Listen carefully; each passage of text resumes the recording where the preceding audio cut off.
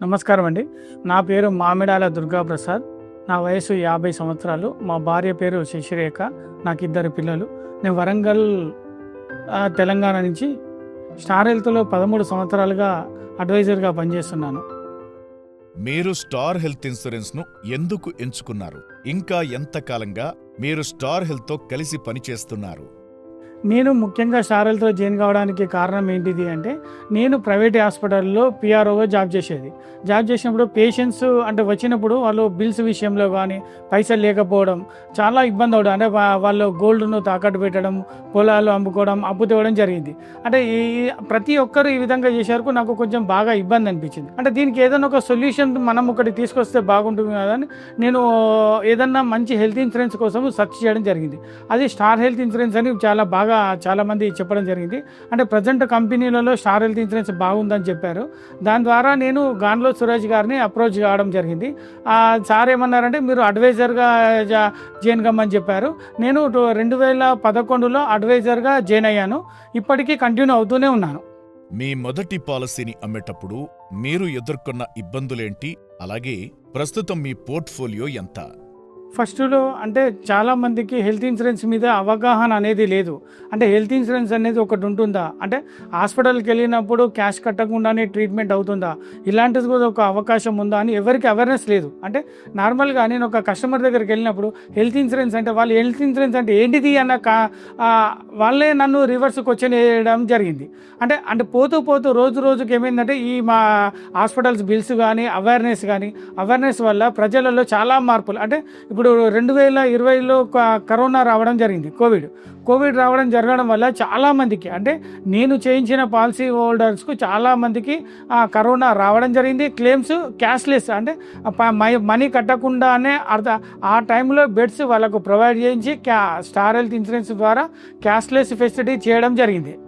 నేను ఇప్పటి వరకు 2000 ఎబో కస్టమర్లకు పాలసీ ఇవ్వడం జరిగింది.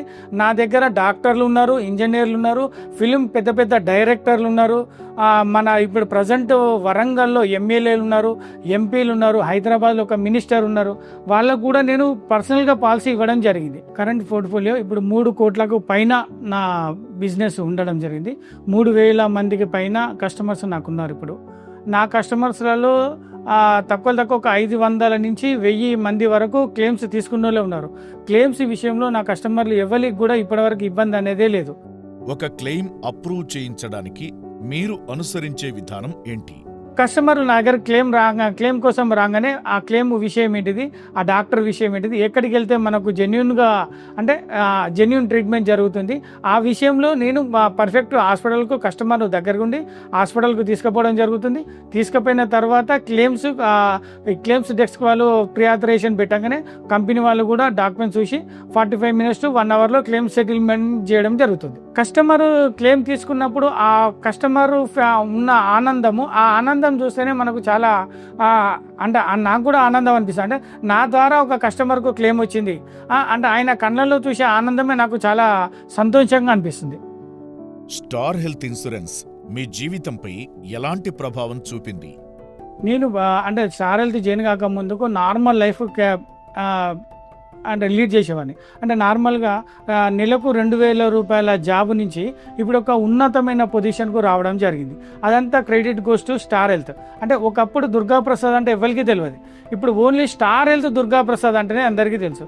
అంటే మా ఇంటి పేరు పోయింది, ఓన్లీ ఇంటి పేరు స్టార్ దుర్గాప్రసాద్. దాని ద్వారా నేను ఎంత సంతోషపడతానంటే అందరు ఏమంటారంటే దుర్గాప్రసాద్ స్టార్ హెల్త్ దుర్గాప్రసాదే అంటారు. కానీ దీని ద్వారా నేను మంచి లైఫ్ను పొందడం జరిగింది. మా పిల్లలు మంచి ఎడ్యుకేషన్లో ఉన్నారు.